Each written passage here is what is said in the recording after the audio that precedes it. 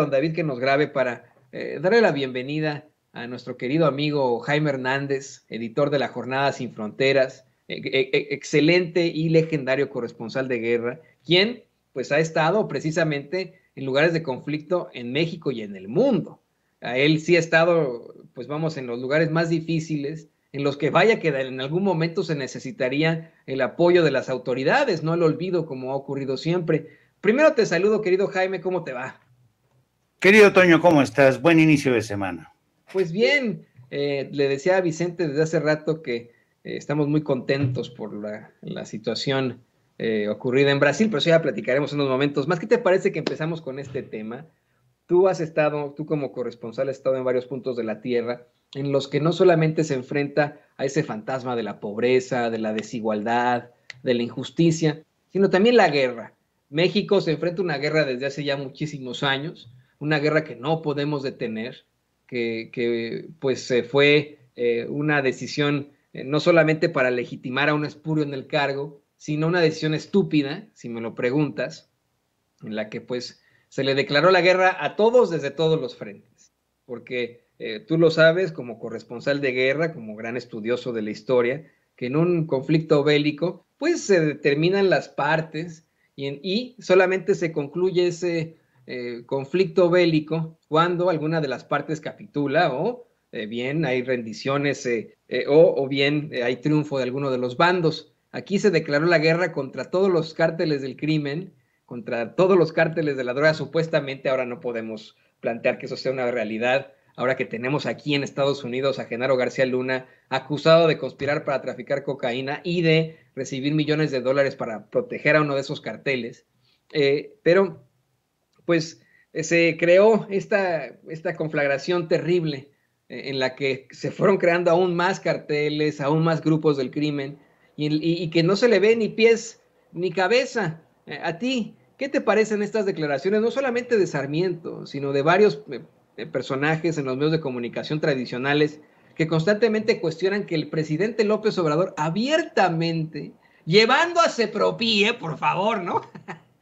Llevando a Sepropie, va a estos pueblos olvidados por muchos de sus antecesores, estos pueblos en los que, en efecto, la gente, los jóvenes, se vieron en la horrenda necesidad de optar por el crimen para sacar adelante a sus familias, algunos, no todos obviamente, estas comunidades en las que nuestra sociedad falló definitivamente y que hoy queremos ver como simples y sencillamente comunidades fallidas. ¿Cuál es tu opinión sobre esto, Jaime?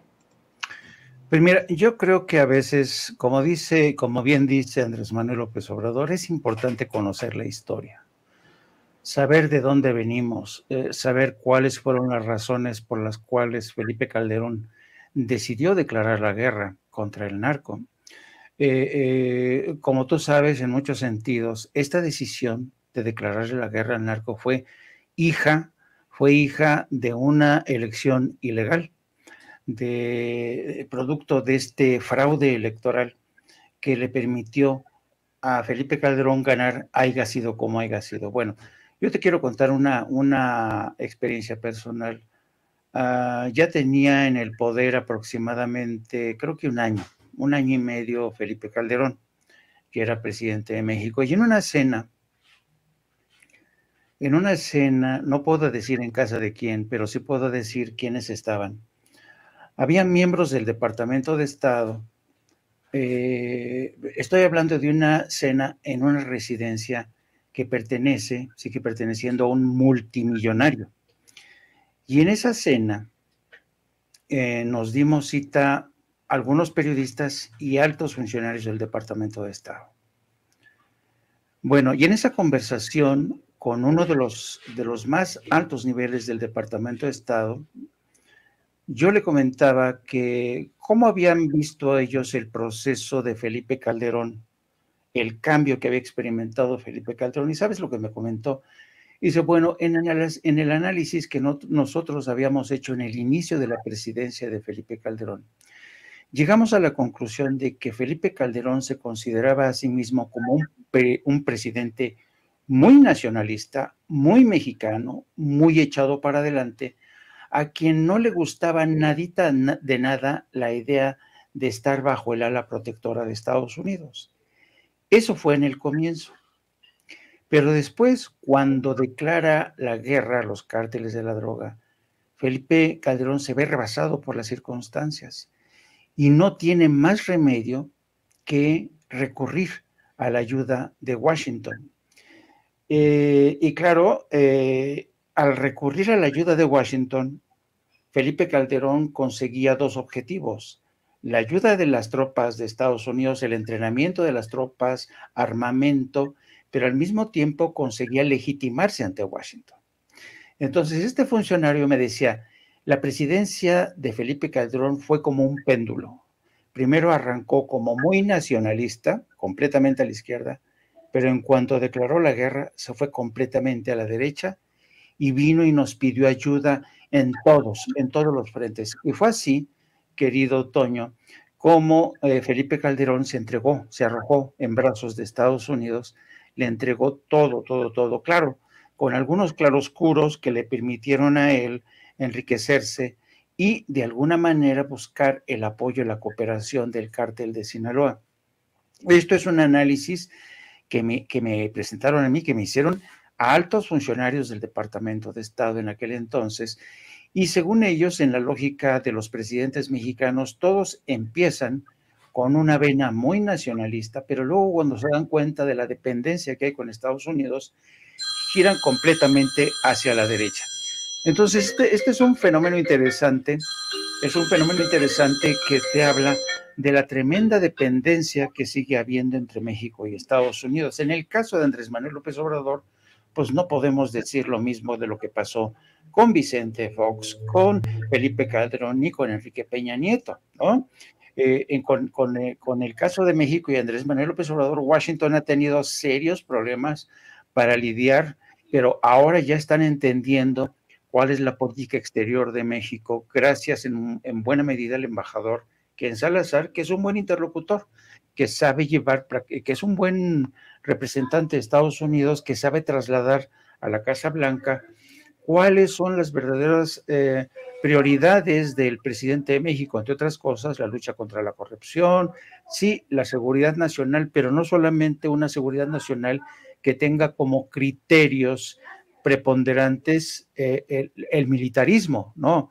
Sino atacar las raíces de la violencia, tener una vena más nacionalista, vaya. Entonces, eso te da una idea de hasta qué punto realmente la ilegitimidad de Felipe Calderón nos costó tanto, no solamente en términos de vidas, sino también en términos de dependencia con las agencias federales de Estados Unidos. Y es lamentable que intelectuales orgánicos o columnistas como Sergio Sarmiento tengan tan flaca memoria y se atrevan a hablar de esta manera, ¿no? Como si realmente no existiera el pasado, como si ninguno de nosotros nos acordáramos de todas las tropelías, las ilegalidades y los crímenes de Estado que perpetró Felipe Calderón, querido Toño. Y que, insisto, han causado junto con otros expresidentes la clara destrucción de México y en estos momentos la crisis humanitaria a la que se enfrenta el país. Específicamente, como bien tú mencionas, estos crímenes de lesa humanidad, yo considero hasta genocidio que se cometen en sexenios como el de Ernesto Zedillo y por supuesto que el de Felipe Calderón. He tenido yo mis discusiones con varios especialistas que no consideran que la terminología es correcta en cuanto al genocidio. Yo creo que sí, porque se afectó a etnias, se afectó a pueblos completos, a comunidades específicas. Así que, pues bueno, ahí sí tendría que ser. Si estamos hablando de situaciones como las que ocurrieron en la ex Yugoslavia, por ejemplo, pues sí, por supuesto que podríamos hablar de genocidio en México. Pero ¿qué te parece que vamos al siguiente tema? Y le pido a don David que nos grabe, Jaime. Ante estas situaciones tan lamentables, hoy el presidente López Obrador consideró que ni Zedillo, ni Calderón, ni Salinas de Gortari, vamos, lo digo con mucho respeto, él considera que ya fueron castigados, quise decir, por el pueblo. Nancy Flores, nuestra compañera corresponsal de Contralínea, le planteó al presidente pues algunos de los daños que causaron tanto Ernesto Zedillo como Felipe Calderón, específicamente los crímenes de lesa humanidad en los que ambos habrían incurrido como presidentes de México. Y el presidente comenta que tanto Salinas como Zedillo como Calderón, Salinas que ya se convirtió según plantea el periódico País en Ciudadano español debido a su familia, supuestamente su apellido sefardí, pero el presidente dice que el pueblo ya los castigó, que el pueblo ya los juzgó, que es gente que está manchada. Yo estoy completamente de acuerdo con eso. No, vamos, creo que el común denominador del mexicano, en la mayoría, pues le mencionas el nombre Salinas, Cedillo o Calderón y lo vomitan, lo escupen, lo cuestionan, los ven como verdaderos sujetos manchados, como dice el presidente López Obrador, pero ante una incuestionable serie de violaciones a los derechos fundamentales, a nuestras leyes, a nuestras instituciones, ante la corrupción absoluta que provocaron, ante la destrucción que provocaron en nuestro país, yo considero que deberían enfrentar algún tipo de consecuencia penal, por supuesto. No sé a qué se opine, qué opinen nuestros compañeros en el chat, pero también quiero escuchar tu opinión, querido Jaime. Pues yo creo francamente que en el caso de estos expresidentes, Felipe Calderón, Ernesto Zedillo, Carlos Salinas de Gortari, yo francamente no creo que se haya producido un castigo todavía. Mire, yo creo que, y esta es una lección que aprendí yo como periodista. Yo recuerdo mucho que cuando Carlos Salinas de Gortari dejó el poder, yo me acuerdo que una de las frases que utilizaban continuamente, porque ya sabes que Carlos Salinas de Gortari dejó el poder y dejó detrás de sí pues un lastre de escándalos, sobre todo los que estaban relacionados con los casos de corrupción de su hermano Raúl Salinas de Gortari, que se enriqueció, los crímenes, los magnicidios de Colosio, del padre de Claudia Ruiz Massieu, el enriquecimiento de todos ellos, la expropiación, la privatización del denominado capitalismo de compadres, que lo hizo inmensamente rico, poderoso, con un poder, yo diría, de carácter transeccional, porque Salinas de Gortari sigue vivito y coleando. Vivito se la pasa la mayor parte del tiempo en su residencia de Londres, aunque ya efectivamente tiene nacionalidad española. Pero todos en Londres saben dónde vive Carlos Salinas de Gortari. Pasa la mayor del tiempo ahí en su residencia de Londres y va frecuentemente a Madrid. Por cierto, fíjate nada más, si no se le puede considerar realmente a Carlos Salinas un gran traidor. Tú sabes que la ley mediante la cual se le concedió la nacionalidad española a Carlos Salinas de Gortari es una ley que se promulgó en 2015. Es una ley que beneficia efectivamente a todos los descendientes de sefaradíes, que fueron esta comunidad, esta minoría judía que tuvieron que renunciar a su religión o tuvieron que autoexiliarse en un largo éxodo que los llevó a América Latina, sobre todo. Bueno, el caso es que para que tú te hagas nacional español por esta vía del perdón a la comunidad sefaradí, una de las condiciones que se te impone es que tienes que jurar lealtad a la corona española, a los monarcas españoles. De tal suerte que cuando Carlos Salinas de Gortari optó por esta vía, habiendo sido presidente constitucional de México, decidió que sí, aceptaba convertirse en súbdito de la corona española y jurar lealtad a la corona española, que es uno de los requisitos indispensables para convertirte en ciudadano español por esta vía. Entonces, tienes, por ironías del destino, a un presidente de nacionalidad mexicana, de una nación que sufrió los rigores de una conquista, que es harina de otra costal, pero que se independizó, una nación que se independizó y se identificó, abrazó el destino, su futuro, como nación independiente. Y ahí tienes que un jefe de Estado como Carlos Salinas de Gortari, después de haber sido el jefe supremo, el comandante supremo de las Fuerzas Armadas, el presidente constitucional, decide jugarle lealtad a la corona española, convertirse en súbdito de la monarquía. Qué ironía, ¿no? Un presidente que se decía que era nacionalista, mexicano, ¿sabes? Que prometió llevar, y ahora se esconde, se esconde como una lagartija bajo esta piedra de la nacionalidad española por la cual ha tenido que jurar lealtad a la corona. ¿Y para qué?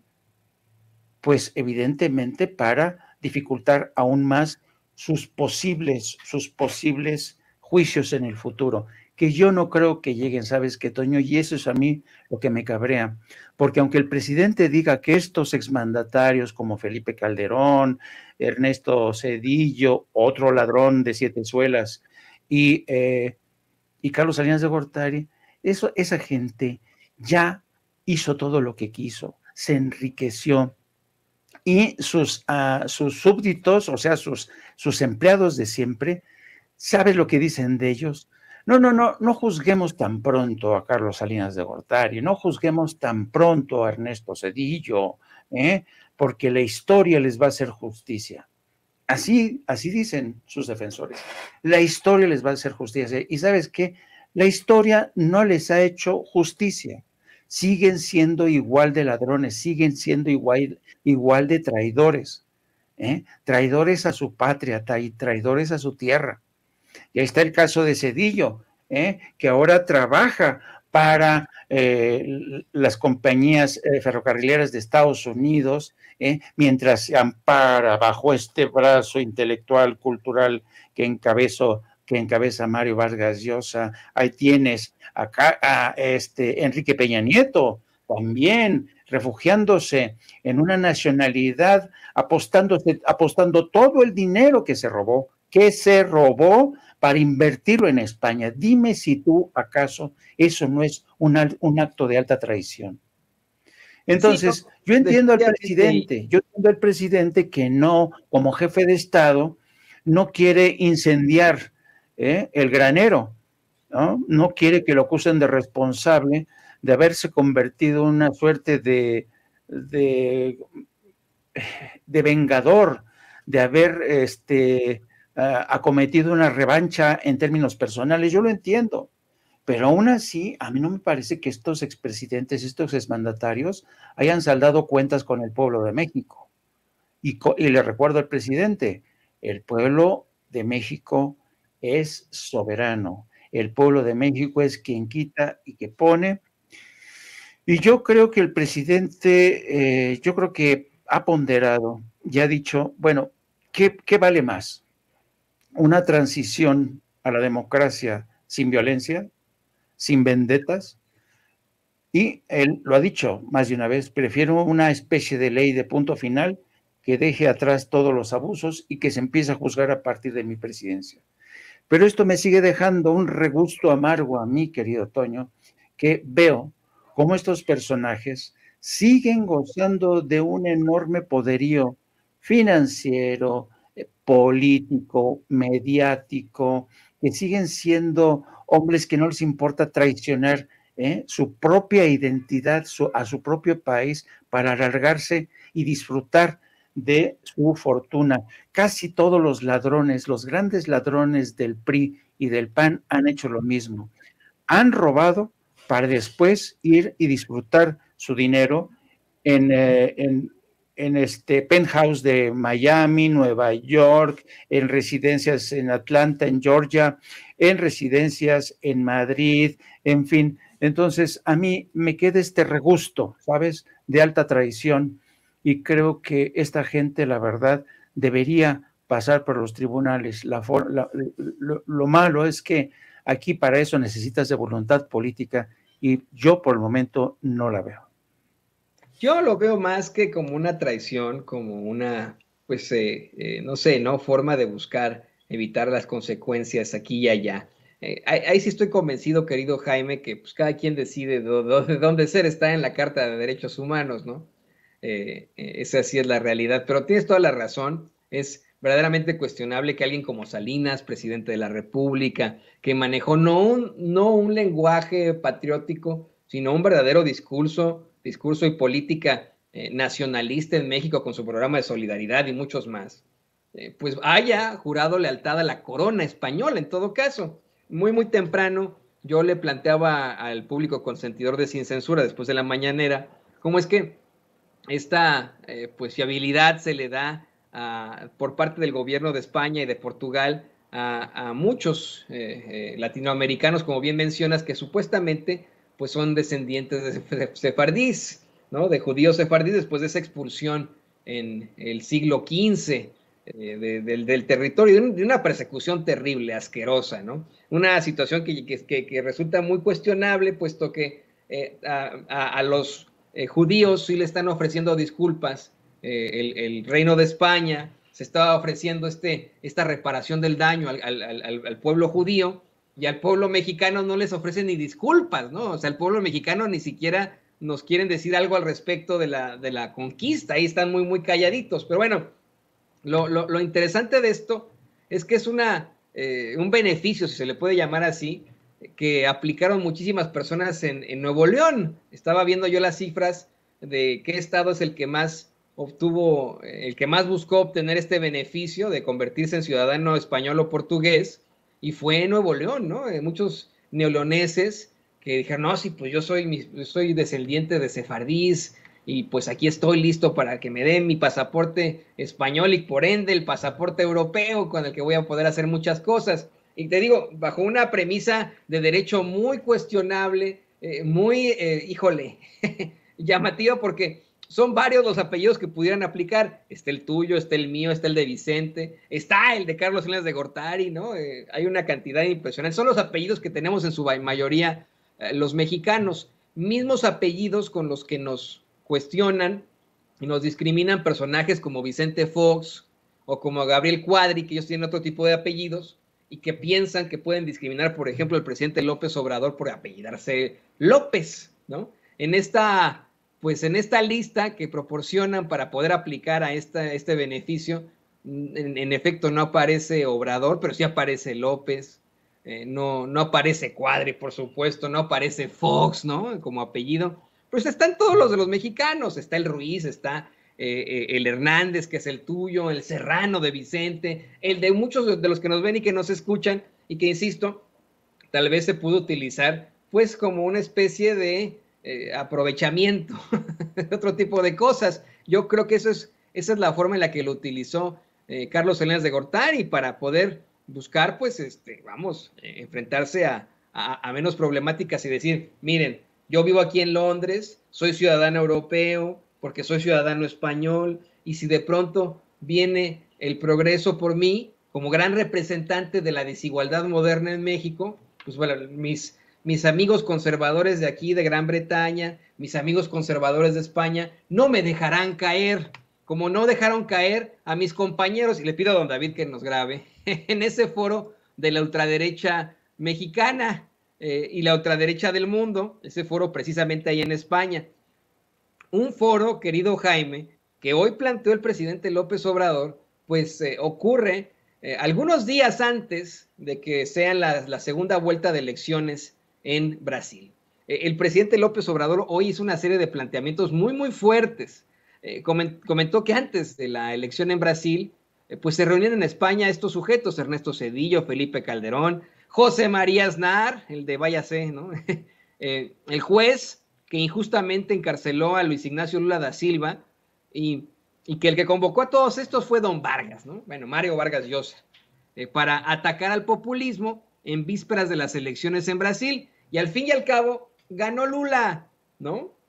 Este es un tema que es medio complejo y que definitivamente yo quería platicar contigo, Jaime, porque acá en Estados Unidos no sabían ni qué hacer.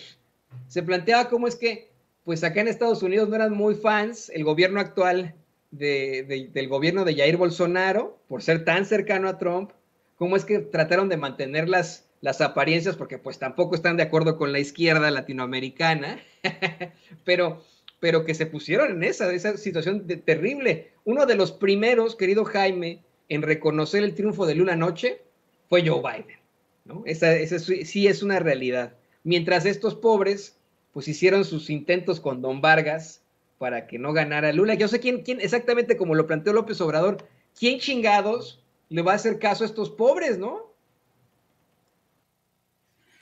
Pues sí, pero fíjate que yo creo que es interesante que quienes siguen defendiendo, quienes siguen encabezando esta cruzada de la derecha conservadora, sean personajes que en muchos sentidos, pues han sido, por ejemplo, pensemos el caso de José María Aznar, ¿no?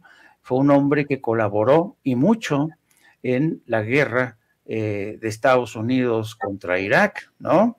Un títere prácticamente de Estados Unidos. Pensemos en Mario Vargas Llosa, que al igual que personajes como Carlos Salinas de Gortari y Enrique Peña Nieto, pues se arrojó en brazos de Isabel Presley y dijo, no, de aquí soy, ahora a partir de ahora soy español porque los peruanos no me entienden, ¿no?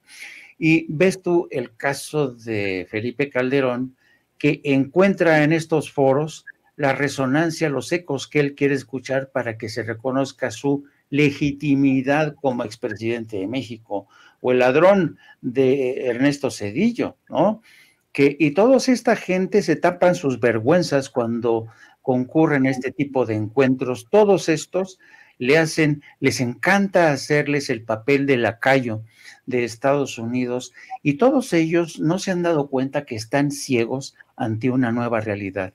Y lo lamentable es que a veces también Washington insiste en permanecer ciego. Fíjate ya nada más cuántos gobiernos son, Toño. Son, fíjate, empezando por Argentina, Bolivia, ahora Brasil, cuando en enero inicia el mandato Lula da Silva, Colombia, Venezuela, Cuba, Honduras, México. O sea, ya son un titipuchal de países que han optado por cambiar de bandera. De la derecha se ha dado un golpazo hacia la izquierda. ¿Y por qué? Porque a veces yo digo que a veces es muy importante tener memoria histórica. Tú te recordarás que antes de la pandemia, una de las grandes preocupaciones eran la serie de manifestaciones que había en toda América Latina, en Colombia, en Brasil. Había protestas en todos lados. ¿Por qué? Porque ya nadie aguantaba este modelo económico neoliberal. Y de alguna manera la pandemia contuvo esta ola de protestas, y en buena medida lo interesante del caso es que la pandemia se convirtió en un factor que contuvo esta ola de rabia, permitió el inicio de la transición, permitió a los gobiernos como el de México sentar las bases de una transición a la democracia pacífica. Pero eso no impidió que el cambio, la transición hacia la democracia en distintos países de América Latina siguiera avanzando. Bueno, eso Estados Unidos no lo ha querido reconocer, y yo creo que es una gran equivocación. Es una gran equivocación de Washington. Tendrán que recalibrar sus relaciones con el resto de América Latina o mantenerse aislados, porque una de las lecciones que dejó Barack Obama, y Barack Obama por eso decidió reanudar las relaciones con Cuba, fue porque se percató de que quien se estaba aislando en materia política exterior de América Latina no era Cuba, no era Venezuela, sino que era Washington, que insistía en mantener esta campaña, estos bloqueos criminales contra Cuba, contra Venezuela.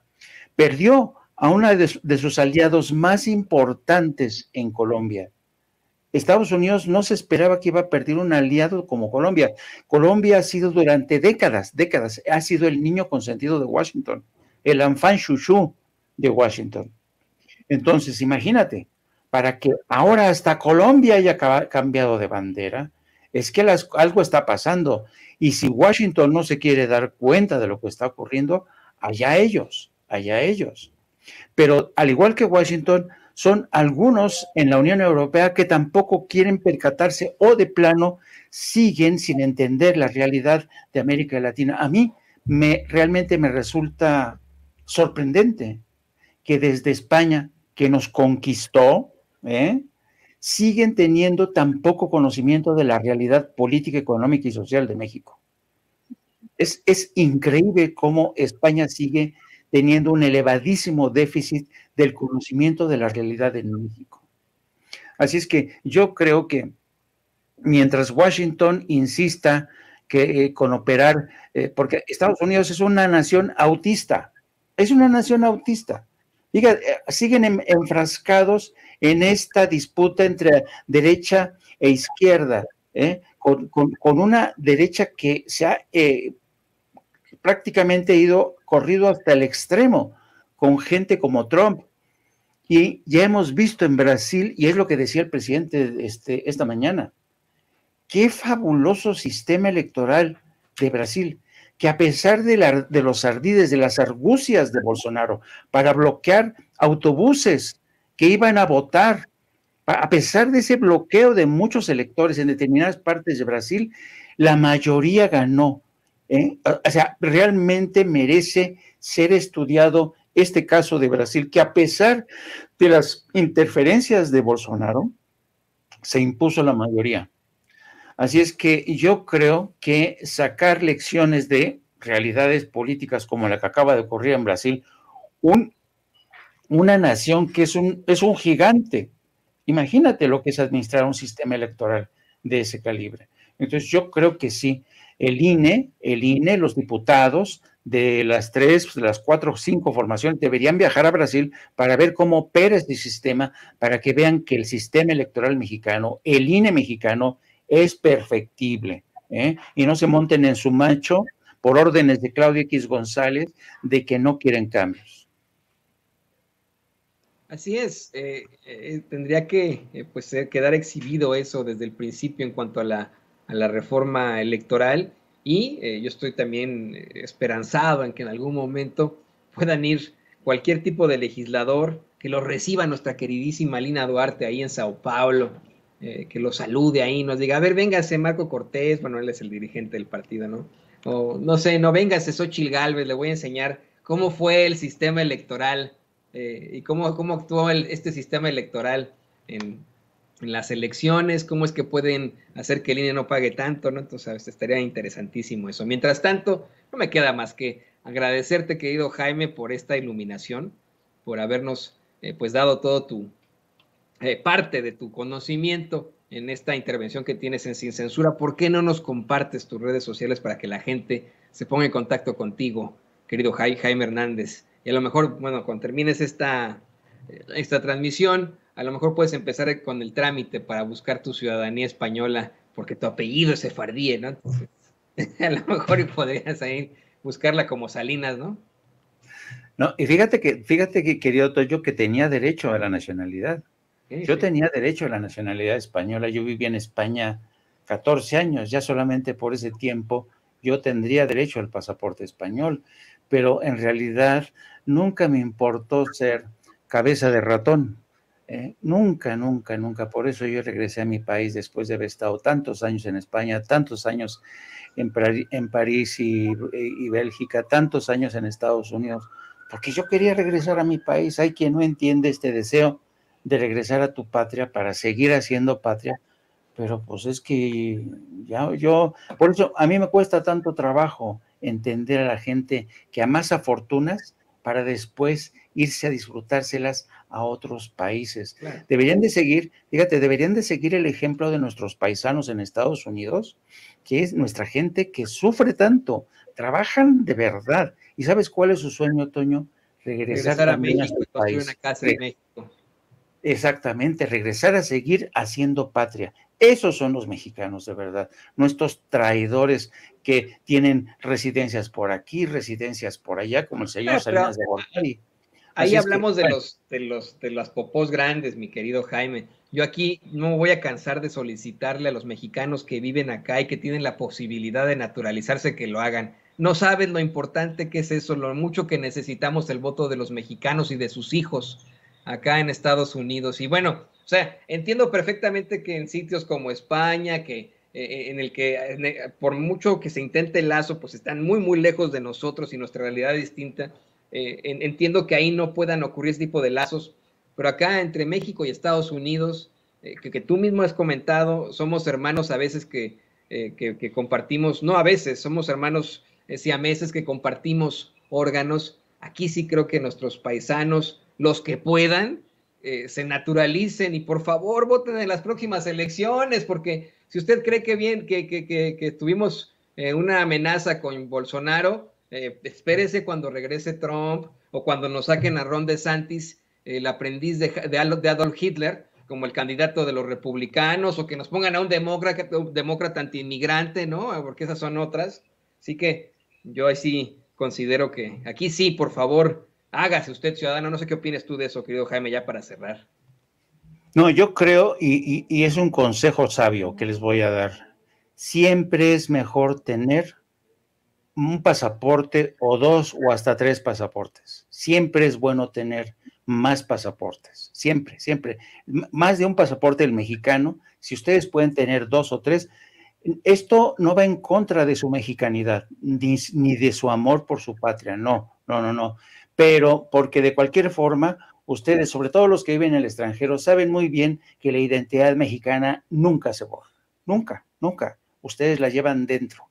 Y su experiencia en el extranjero les permite acumular conocimientos, cultura, civismo, tener más ideas de muchas otras cosas. Por tanto, otra cosa es que convertirse en español o de otra o esconderse en Israel tenga el propósito de cubrirse las espaldas. Ese es otro rollo completamente distinto.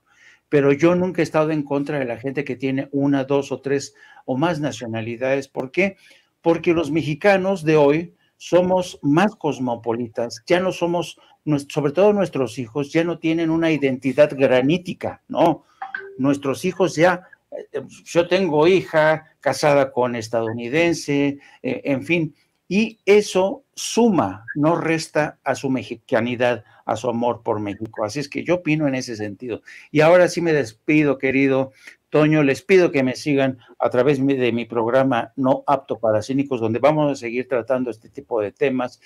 Transmitimos todos los días a partir de las 14 horas. También les pido que me sigan a través de mis redes, a través de mi cuenta personal, @JaimeJourno, y también les pido que nos sigan a través de la sección de la Jornada Sin Fronteras, donde llevamos hoy una historia del duro regreso, del amargo regreso de muchos venezolanos que emprendieron con ilusión su viaje pensando que a lo mejor llegarían y se quedarían en Estados Unidos y que hoy regresan después de haber sido expulsados por Estados Unidos, repatriados por México, y hoy se enfrentan muchos con esta triste realidad de volver a empezar de cero.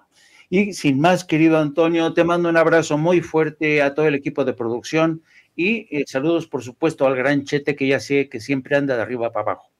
Muchas, muchas gracias, querido Jaime. Lo tiene usted, Jaime Hernández, editor de la Jornada Sin Fronteras y gran corresponsal de guerra aquí en Sin Censura, pero sobre todo un gran periodista mexicano.